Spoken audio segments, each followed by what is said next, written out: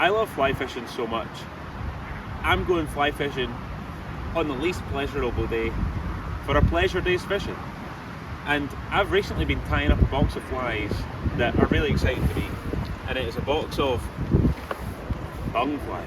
Now, everyone might not be as impressed as the bung as I am, but these flies are really exciting. I want to go and try them out, and I'm going to be fishing a new style of the bung using a yarn style indicator, which is actually inside a fly, kind of like a sedge hog style yarn. We're going to go and try and fish this more difficult to use bung style rather than a floating bung, and we're going to fish some new patterns. So let's go fishing for a pleasure day in the most awful conditions going. Let's go.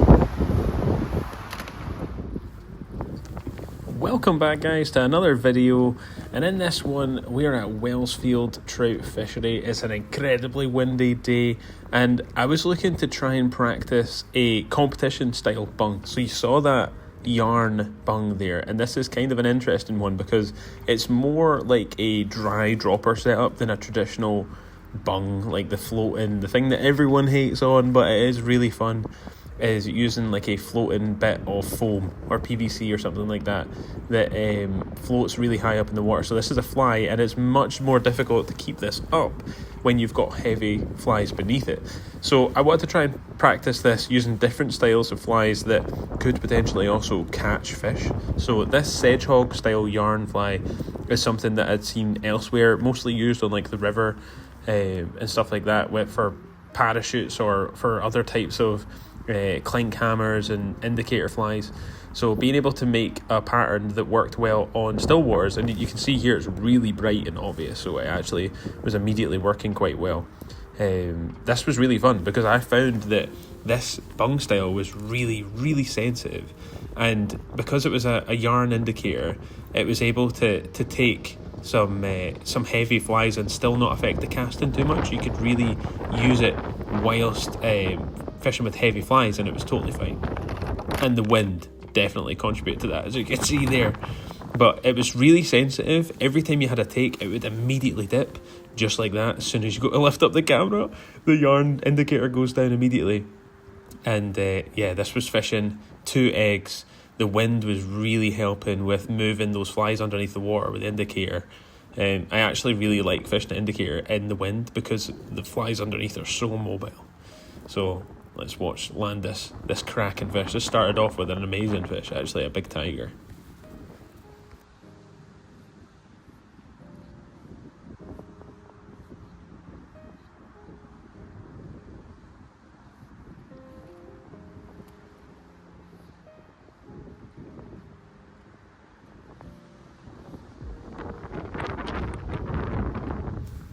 About halfway through fighting this fish, I'd actually realised that this fish had wrapped itself around the leader, so it started playing even harder. Tigers fight hard as it is already, but this thing was a nightmare to get in because it was all wrapped up in the leader.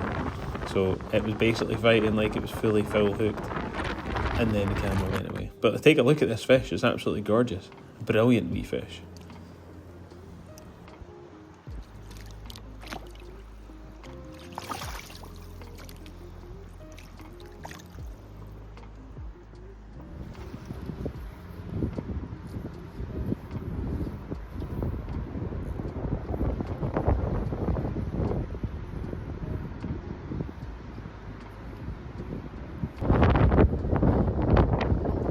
Now, one thing to be said about the yarn style fly indicator is that it is quite difficult to change depth. So being able to kind of search through the water column with a traditional bung is really good. But with this, you kind of have to be set in your depth. So here we take another fish on the point fly, and that is set at about 7 feet deep. So it looks like the two that I'm fishing, which is normally something that I do, fish 2 flies under the bung. I quite like just fishing one because I feel like it presents better in the water.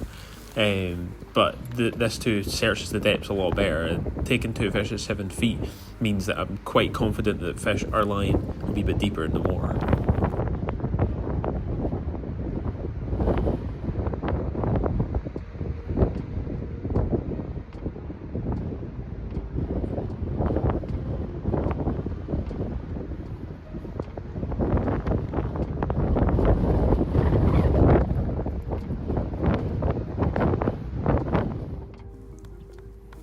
top of fishing a competition style bung, one thing that I want to practice is the moving every 25 to 30 minutes, which is what would happen in a competition. So sitting on one peg and just taking fish all day is not something that I can do anymore, if it's a competition style anyway. So I wanted to practice that. I moved around an awful lot today, and being able to fish in difficult locations is something I wanted to get used to. So I went right to the head of the wind, and there was a really nice bit where there was the kind of wind was pushing right into this corner that's to the left of us.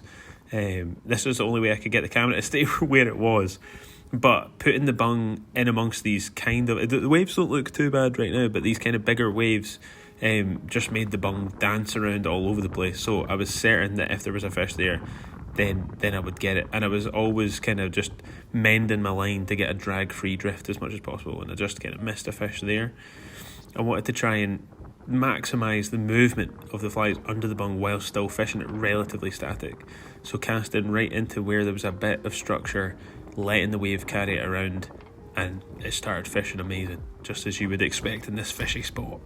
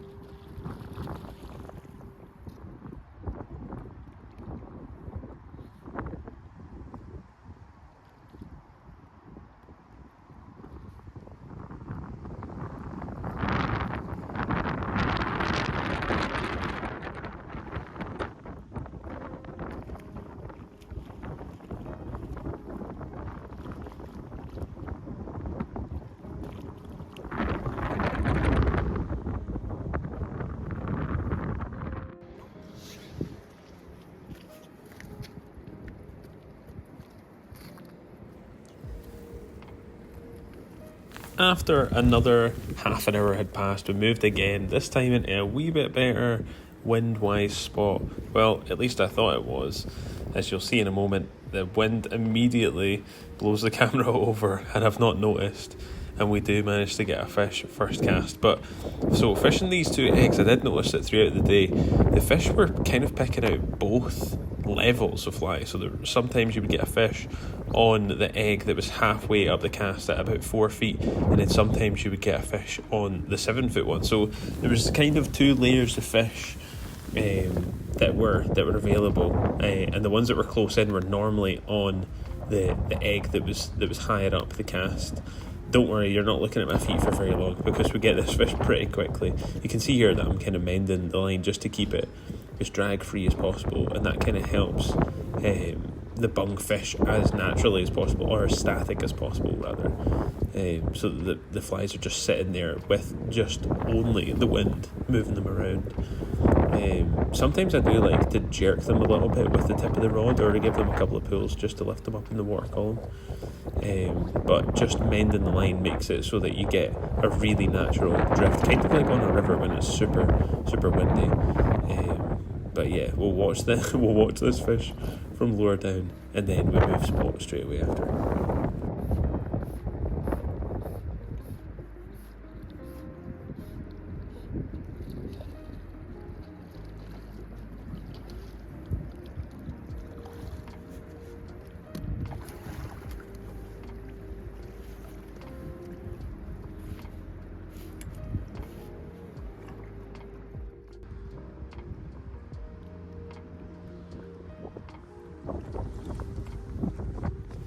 To finish off this session, I wanted to come up to a little spot that had the least wind and try and fish into this bit of structure. There's like the aerator in the corner there, and I spotted a couple of fish just moving around right next to the peg. So I tried just flicking the eggs in front of them, which wasn't easy in the wind, but flicking the eggs in front of them and actually trying to stalk them almost was pretty effective here, because as soon as those eggs landed, the fish turned around, had a look at it, and I got one.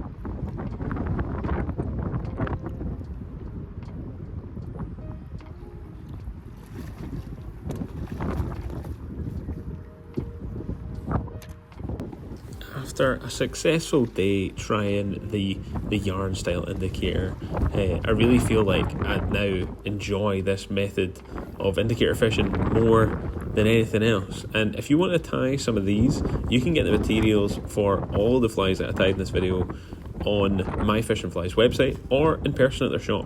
So go and check out My Fish and Flies for all your fly tying stuff, and anything that you need for fly fishing at all, you can get from My Fish and Flies.